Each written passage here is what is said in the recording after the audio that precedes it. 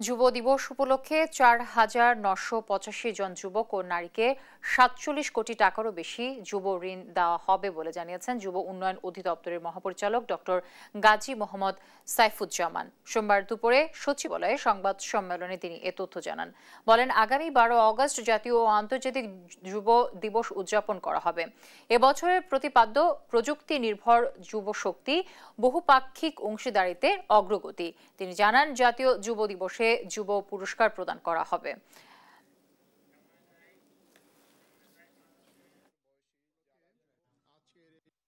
আঠারো থেকে ৩৬ বছর বয়সী যারা যুবক আছেন, আপনারা জানেন যে একটা টার্ম আছে এখানে, NEET, not in education or employment and training.